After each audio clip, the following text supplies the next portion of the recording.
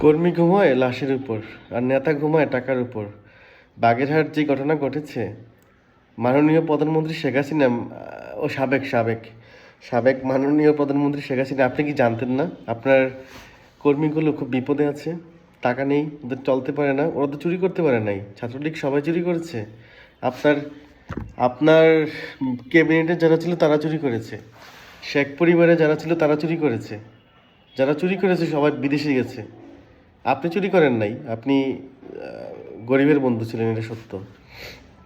আপনি দিনমজুর, ঠেলাওয়ালা, রিক্সাওয়ালা, শ্রমিক, তারা কিভাবে ভাত খাবে এগুলো চিন্তা করেছেন। আমাকে অনেক অনেক কিছু বলতে পারেন, কিন্তু যেটা সত্য আমি এটা বলেছি। কিন্তু আপনি কি জানতেন না আপনার পরিবার, আপনার আত্মীয় স্বজন, এই আপনার নেতাকর্মীরা চোর, বড় বড় নেতাকর্মীরা, ছাত্রলীগের যারা ছাত্রলীগ করতো ওদের ঘরে ভাত নেই, জানতেন না? অভাবে অনটনে সাদ্দামের স্ত্রী মারা গিয়েছে। আর এই সরকারটা কি করেছে?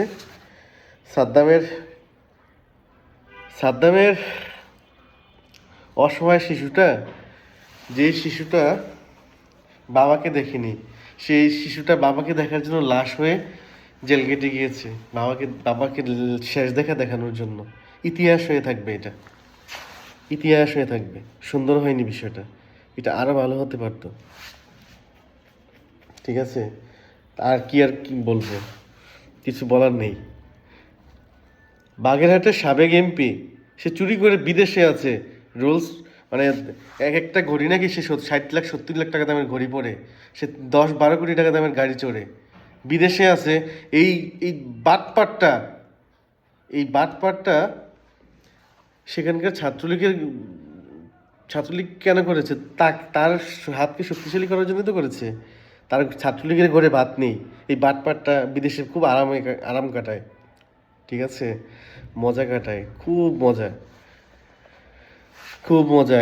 এই মানুষগুলার, এই সাধারণ মানুষগুলার ব্যবহার করে আপনি প্রধানমন্ত্রী হন।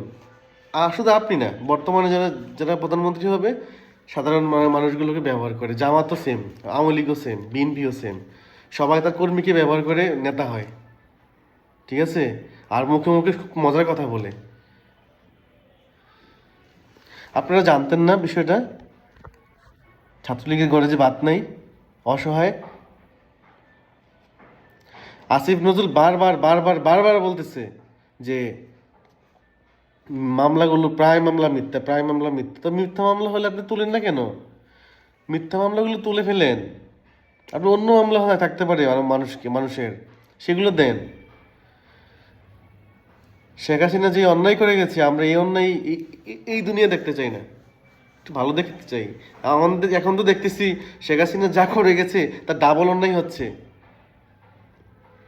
অন্যায় অন্যায় কেউ পছন্দ করে না, সাধারণ মানুষ অন্যায় পছন্দ করে না। সবাই ভালো থাকবেন।